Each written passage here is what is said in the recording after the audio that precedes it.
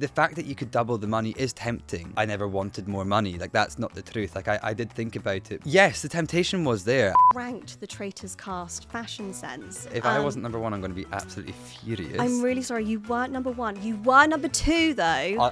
Can we end this podcast now, please? We are here with the iconic winner of the Traitors, Stephen Libby, and we are chatting all things Traitors Secrets with Cosmo UK.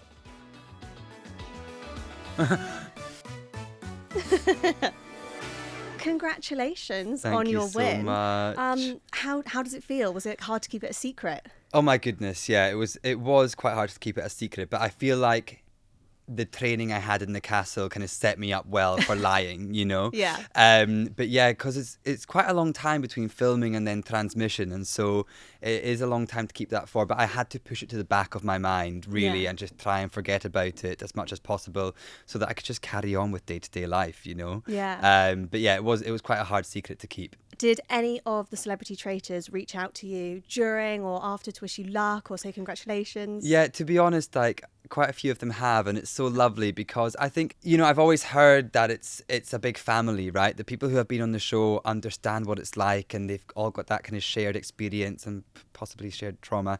But everyone was so lovely, and I had a few people reach out to me, during the show, which was really sweet. Oh, nice. Yeah. I want to talk to you about the end because I feel like the end game really does come down to a numbers game. Yeah. Did you think you could win it on your own, or were you pretty confident you needed Rachel with you? So I think there was a moment towards the end, maybe like the second last day in the castle, where I thought I could do this by myself. If the chest of chance doesn't go Rachel's way, I was thinking I could do this by myself because I felt like I had Jack and Jade on side. Faraz was like never going to be on my side, and you know, quite rightly so. So I did think there was a chance I could have done it myself. However, it was probably easier with Rachel as long as we stuck together and as long as we kind of kept the pact alive. Yeah, and you were never worried she was going to change her mind. I feel like we saw you strategizing, going back and forth a few times. I wasn't worried about Rachel changing her mind until the last 2 days. And I mean, I trust people to a fault. You know, I always have done. I kind of follow people blindly at their word.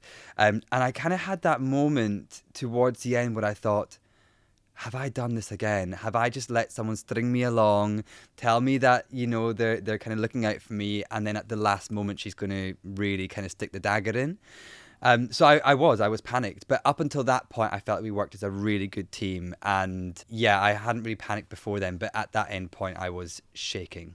Were you tempted to turn the tables on her and throw her under the bus at any point? So yes, the temptation was there. I mean, obviously, the fact that you could double the money is tempting, you know? And so I'm not going to lie and say, oh, I never wanted more money. Like, that's not the truth. Like, I did think about it, but she deserved to be there just as much, if not more than I did at the end. I mean, I really struggled through the first half of the game. It was really, really hard, and I made so many mistakes.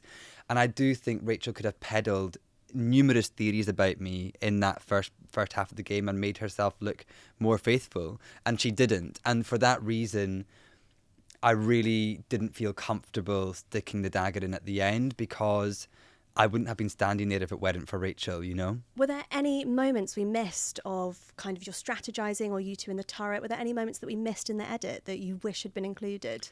Honestly, no. I think what I was really surprised by was how true to my memory the final the final show was. I think, you know, you see a lot of me and Rachel strategizing, talking about things in the turret, the little moments where we were kind of trying to sneak away in the castle as well to have a quick word with each other. So no, actually I was really really felt it was very true to form, actually, what I saw.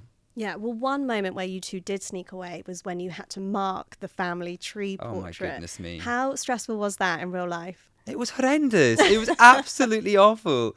I mean, if it were up to me, that mission would never have been completed. I just didn't see how it was possible. And I mean, again, credit to Rachel. She was holding a red wine glass and she said, if I do the finger in the red ink and I can just hide that finger on my red wine glass, I was thinking, this woman, honestly, like, she's going to give me a heart attack. And so I took on the role of distraction, bodyguard, I don't really know. And you can see it's written all over my face. Like, I'm absolutely terrified. And I think I tied my laces about 17 times. I was walking around the foyer of the castle. It was awful. That was one of the most stressful parts of the whole game for me. Well, it obviously led to the cages, which we have to talk about. I know. What was it like behind the scenes? Were you honestly in those cages all night? We Did you eat your dinner in there? We were in the cages for a long time. That's all I'll say. It was a long time. The weather, I think you can see, it was horrendous. It was typical Scotland in early summer, Yeah. you know. Complete washout. The rain was horizontal. And it was just really rank. And I kept thinking to myself, I put myself in this situation. What an idiot. Before I actually went to Scotland to film The Traitors, my partner said to me, if you're a traitor and if there's ever a chance that you put yourself up for murder, never put yourself up for murder, because people will always say there must have been a traitor in the mix. And that was his like final words. And then to know that so quickly I forgot those words and just put myself straight into those cages. You know, there was a moment I remember when we were watching that episode and I'm kind of in the cage, kind of knees up to my face, and I just look so miserable. And that is exactly how I felt at the time. You were involved in some very intense moments throughout filming, and people have commented on your blood pressure and turning red, your amazing facial expressions that you blessed us with. How did you handle it all? Were you aware of how reactive you were being? No, so I can truthfully say that no one in my life has ever told me I have an expressive face. So surrounded by a bunch of traitors in my personal life, obviously, because no one's ever told me this. But I do get picked up a lot on my redness. And that is something that I knew was going to become a problem for me. But fortunately, the first few days of filming, we actually had a bit of a heat wave in Inverness, and it was very hot, and I got quite sunburnt on the first day or two. And so that was quite a good mask for the redness. I was, it was sounding more and more bizarre, like weeks later, me saying, yeah, that sunburn's just not going away. But I was consistently red. So people, I think, weren't noticing anything weird. Consistency was definitely key in my performance, I think. How does it feel seeing yourself as a meme? Well, I mean, they have honestly brought so much fun to the whole thing. I genuinely, the memes have had me crying with laughter, and I think as well have really reminded me that this is supposed to be fun. Yeah. I think, online now people can just get very passionate about these games, and I think seeing the memes was a reminder that this is just a bit of fun. It's a game, and we're supposed to be laughing. Yeah. The memes have been great. There've been so many fantastic ones. Honestly, it's been so much fun. Do you have a favourite you can remember off the top of your head? Yes, there's one. Again, I don't understand AI, but there's one of me in my jumpsuit dancing with Scooby-Doo in the kitchen. It's completely bonkers. I don't know who on earth is coming up with this stuff. And the speed as well. Oh my goodness, like an episode is literally just finished and then there's like 100 memes. People are quick, aren't they, to like create these things? Yeah, they love the internet viral moment. Absolutely. Everyone try and jump on the bandwagon. Well, we need to talk about the jumpsuit. Was it inspired by Harry Styles? It wasn't. It wasn't. So, the jumpsuit that you're referring to, I'd actually had my eye on it for such a long time.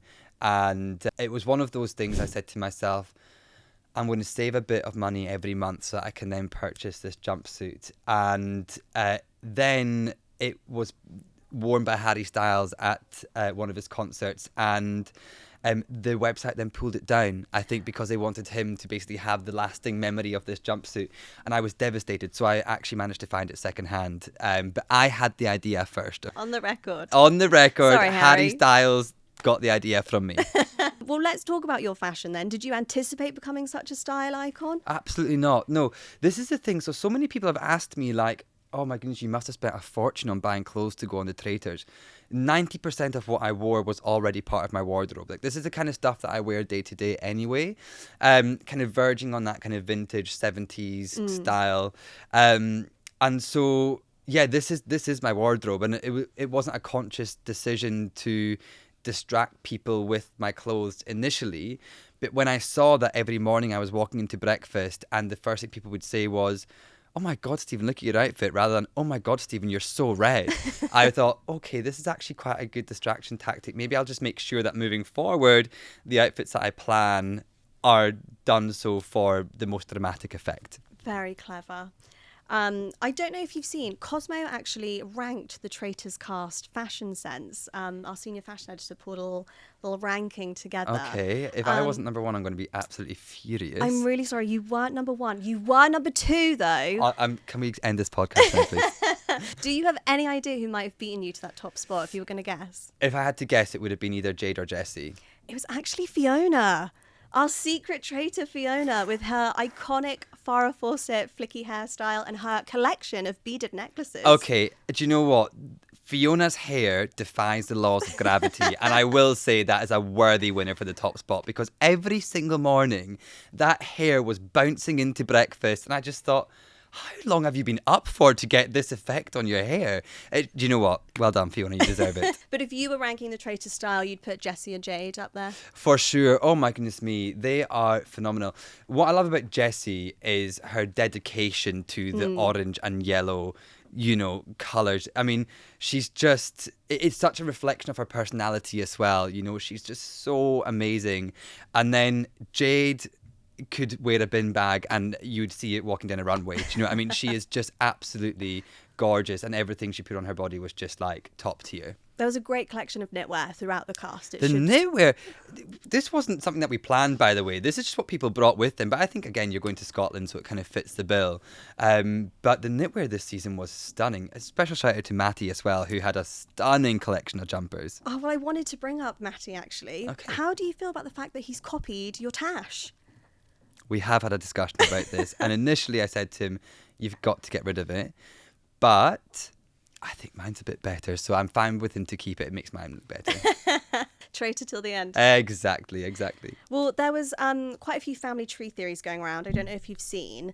And there were points where people thought you and Matty had some sort of connection. I don't know if you saw that. There were points when people thought that I was in a relationship with every single male in the castle. So yeah, I've definitely been making my way around that castle, apparently, according to the internet. No, do you know, it's funny because Matty is the kind of person that I would probably have had kind of a knowledge of, because he's also gay and he also lives in Scotland. And so it is strange that we actually had no idea who each other were before going in there. But honestly, since leaving, we have become so close, and he's such a wonderful, wonderful person. Yeah. I think he said at your dinner party episode, he said getting to learn about you, he could really see the similarities between you. We've got very kind of similar experiences kind of growing up, and so I think there was always that kind of unwritten kind of shared experience between the two of us. Do you think you could have made it to the end as a faithful? Absolutely not. So let me tell you, my detective skills in there were absolutely abysmal. The first person I met on the train platform, other than Harriet, was Judy. She told me she worked in foster care. Then I met Roxy. She told me she was adopted, and I was like, oh, that's really nice, cool, yeah, didn't connect the dots there. You said to Roxy at one point, oh, you sound just like Judy. I know. Watching that back, I was thinking, you idiot. And then who was I sat next to on the train? Ross and Ellie.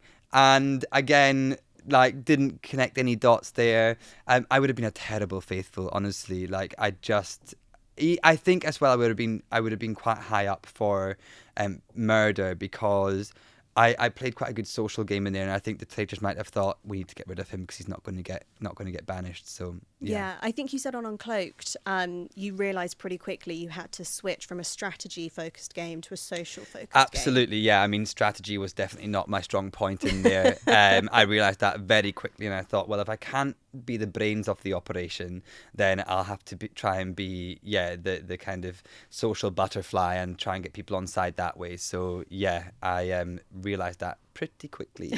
Well, it worked well for you.